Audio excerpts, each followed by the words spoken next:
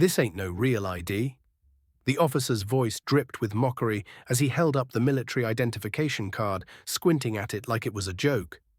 "You expect me to believe you're in the army?" Sergeant Maya Thompson stood tall beside her car, her uniform crisp, her gaze steady. She had just returned from a grueling 12-month deployment overseas and was looking forward to a quiet evening. Instead, she found herself pulled over in her own neighborhood, accused of driving a stolen vehicle. "This is my ID, sir," she spoke calmly, her voice betraying none of the frustration bubbling beneath the surface. "I'm a sergeant in the U.S. Army." The officer chuckled, shaking his head. "Sure you are." He turned to his partner, sharing a laugh. "Next, she'll say she's the president." Maya's hands clenched into fists at her sides. She had faced enemy fire, led troops through hostile territories, and endured the harshest conditions imaginable. Yet here she was, being ridiculed on her own soil, her service dismissed because of the color of her skin. "I can provide additional identification," she offered, reaching for her wallet. "Keep your hands where I can see them." The officer barked, his hand moving to his holster. "You people are always pulling something." Maya froze, her heart pounding. She had faced danger before, but this felt different. This was home.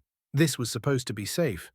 The officer's partner, a younger man with uncertainty in his eyes, shifted uncomfortably. "Maybe we should call it in. Verify her ID." "Fine," the senior officer grumbled, pulling out his phone. "Let's see what the Pentagon has to say about our little soldier here." He dialed the number on the back of the ID, smirking as he waited. "Yeah, I've got someone here claiming to be Sergeant Maya Thompson." He paused, listening. "What?"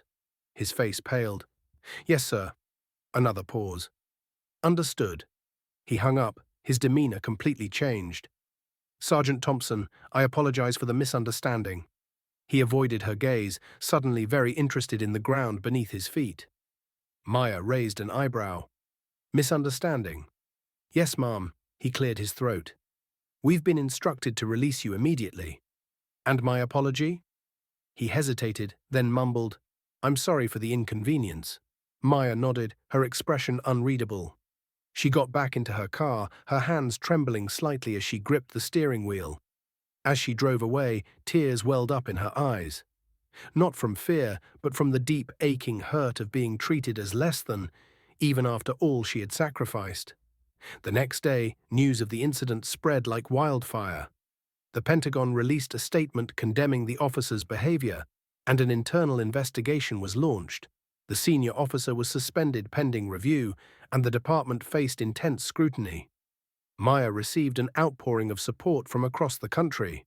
Veterans, activists, and everyday citizens reached out, expressing their outrage and solidarity. She was invited to speak on national platforms, sharing her story and advocating for systemic change. In one interview, she said, "I didn't share my story for sympathy. I shared it because this is bigger than me.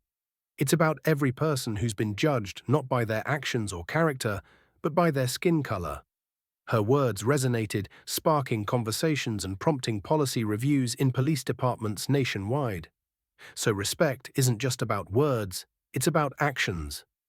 Judging someone based on appearances not only disrespects them, but also undermines the values we claim to uphold. As Maya stood before a crowd at a veterans event, the audience rose in a standing ovation, honoring not just her service, but her courage to speak out. Before we end this story, let us know in the comment, where are you watching from? If this story touched you, subscribe to the channel and hit that like button and drop a karma in the comments below.